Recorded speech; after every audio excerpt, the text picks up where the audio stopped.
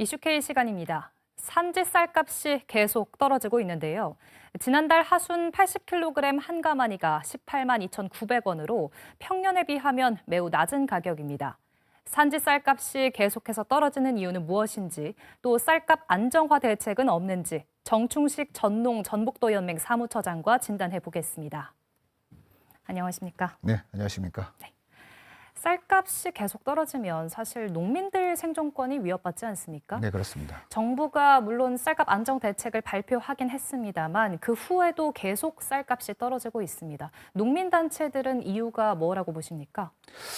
기본적으로 쌀값이 지금 굉장히 지금 낮습니다. 네. 예를 들어서 우리가 2000년 정도의 물가를 비교해보면 알 수가 있습니다. 2000년 당시 최저시급이 1,700원 정도였습니다.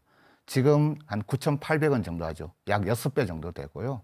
우리가 사람들 즐겨 먹는 짜장면이 당시에 한 1,700원 정도? 지금 한 3,400원 정도 올랐죠. 근데 당시 쌀값이 16만 5천 원이었어요. 근데 11월 15일 정부 발표에 의하면은 약 18만 2,700원 정도, 약 11%만 올랐단 말이죠. 그래서 물가는 굉장히 상대적인데 쌀값은 11%밖에 안 오는데 나머지 우리가 소비해야 될 물가들은 굉장히 많이 올랐단 말입니다. 그러니까 농민들이 못 살겠다고 하는 이유가 있는 거고요. 또 더불어서 농업에 짓는 생산비가 있습니다. 뭐 기계라든가 비료, 유류, 그리고 뭐 사료, 각종 농자재 가격이 러시아나 우크라이나 전쟁, 그리고 외국의 어떤 원자재 가격 상승 때문에 또 많이 올랐어요. 그런데 쌀 가격은 계속 20년째 그 정도로 계속 똑같은 가격으로 흘러가고 있으니까 농민들은 상대적으로 굉장히 생존의 위협을 많이 받고 있는 게 현실입니다. 예. 지금 양곡법 개정안이 법사위를 통과했습니다. 오늘인데요. 그럼 이제 본회의 통과를 앞두고 있는 건데 내용이 뭔지 궁금하고 이게 근본적인 해결책이 될 거라고 보시는지도 생각이 여쭙습니다. 사실은 농민하고 가장 관련이 깊은 양곡관리법, 예. 그리고 농산물 가격 유통 법률, 그리고 농업재해대책법, 농업재해보험법 4가지가 지금 올라가서 이제 법사위에 통과됐는데요. 실질적으로 가장 이슈가 많이 되는 게 사실은 양곡관리법이지 않습니까? 그러니까 그 농산물이 기준 이상으로 생산되면은 시장 정리를 하라는 것들, 그리고 이번에 특별히 가격 문제에 대해서 많이 얘기 나누는데 우리는 공정가격이라고 많이 합니다. 농민들은. 그 공정가격이 뭐냐면 농업에 들어가는 생산비를 보장하라는 거예요.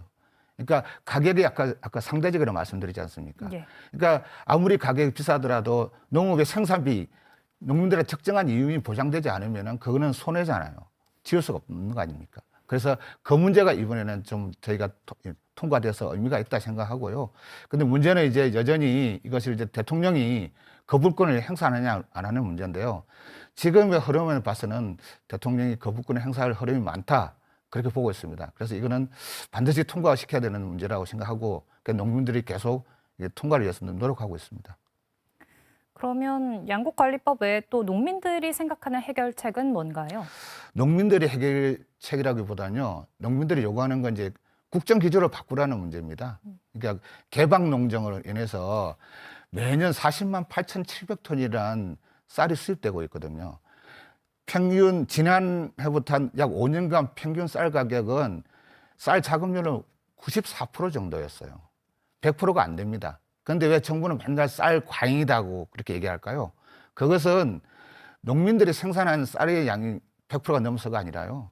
수입하는 쌀이 40만 8,700톤이라는 수입쌀이 계속 매년 공급이 되기 때문에 쌀 과잉이라는 얘기가 나오는 거고요. 그래서 지금 우리가 중요한 것은 쌀을 우리나라 자국의 쌀 생산량을 줄여야 되는 게 아니라 쌀을 과잉 공급되는 것을 정부가 정책적으로 변화가 있어야 된다고 저는 요구하는 겁니다. 그렇지 않고서는 매년 똑같은 문제, 이런 쌀이 넘쳐나느니, 쌀을 소비를 안 하느니, 이런 문제, 그리고 뭐 가단 예산이 들어가느니 이런 문제를 얘기하는데 절대 그렇지 않다는 거. 근본적인 원인의 문제를 알고 있다면 그것을 고쳐야 가지고 새롭게 정책을 해야죠. 그건 놔두고 마치 농민들이 쌀을 과잉되게 생산하고 있다. 그렇게 곡해를 하고 거짓말하는 것은 그것은 정부의 잘못된 정책이라고 봅니다. 예, 결론은 과잉 생산이 어쨌거나 수입 때문이라고 보시는 거죠? 그렇습니다. 사실 또 쌀값 하락을 걱정하는 농민들 모습을 언론이나 집회를 통해서 많이 보는데 올해만 그런 건 아닙니다. 해마다 이맘때쯤이면 계속 그런 모습이 반복해서 보이는데 정작 소비자들은 그걸 체감하기가 쉽지 않습니다. 왜 사실 그런 겁니까? 네. 우리는 이제 농민들은 쌀을 파는 게 아니라 나락을 판매합니다. 나락이. 나락을 판매하면은 그것을 농협, RPC, DSC 이런 데에서 가공을 해서 중간 도매상, 그 다음에 또 소도매상, 그 다음에 소매상, 그리고 소비자한테 가는 거거든요. 그 중간 단계가 4단계나 5단계가 있습니다. 실질적으로 대부분의 수익은 그 중간 유통 단계에서 다 가져갑니다. 결국은 근데 소비자들은 농민들이 마치 모든 수익을 가져가는 것처럼 오해를 하는 그런 유통 단계가 있다는 걸 말씀드리고 싶고요. 그런 유통 단계를 단순화한다든가 줄일 수 있는 것은 농민들이 아니라 정부의 정책이나 지자체장의 의지가 있어야 된다는 굉장히 정책적인 문제라고 봅니다. 그것이 굳혀지지 않고서는 지금 농민들이 또는 소비자가 요구하는 그런 가격은 나올 수 없을 것이라고 봅니다. 식량 주권이라는 게 참 중요한 시대입니다. 자체적으로 식량을 생산하고 소비하는 능력이 중요한 건데 이런 측면에서 쌀의 중요성을 한 번 더 얘기해 주신다면요. 식량 주권은 사실 작업력이나 똑같은 문제입니다. 그렇죠. 근데 지금 우리 정부는 쌀을 수입해서 그러니까 식량을 공급하는 그런 데 중점을 두고 있는데요.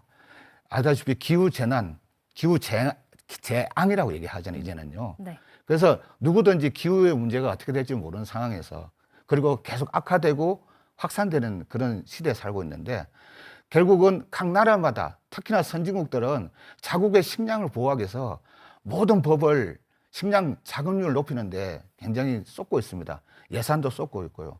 우리나라는 무기라든가 그 뭐 토건을 할 때는 1년에 수십조를 쓰는 것에 대해서 아까워하지 않아요.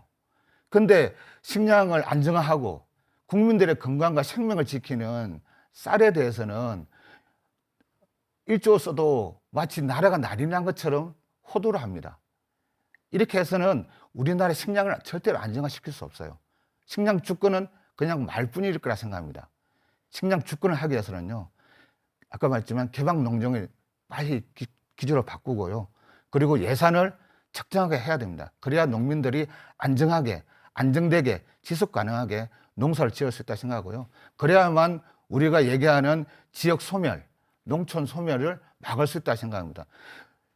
농촌에 가서 농업을 지어서 농사를 지어서 소득이 없는데 어떤 젊은이들이 농촌으로 돌아오겠겠으며 어떤 젊은이들이 농촌에 남아서 자기 가정을 꾸리고 교육비, 생활비, 문화비 다 들어가는 걸 담보할 수 있겠습니까? 그런 게 지금 안 되니까 젊은이들이 농촌에 돌아오지도 않고 농촌을 떠나고 있는 겁니다.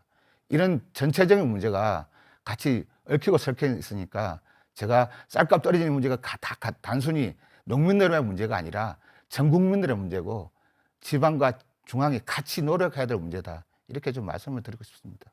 네. 우리나라 식량 주권을 비롯한 여러 문제를 위해서 산지 쌀값에 계속 관심 가져야겠습니다. 예. 오늘 말씀 여기까지 듣겠습니다. 고맙습니다. 예, 감사합니다.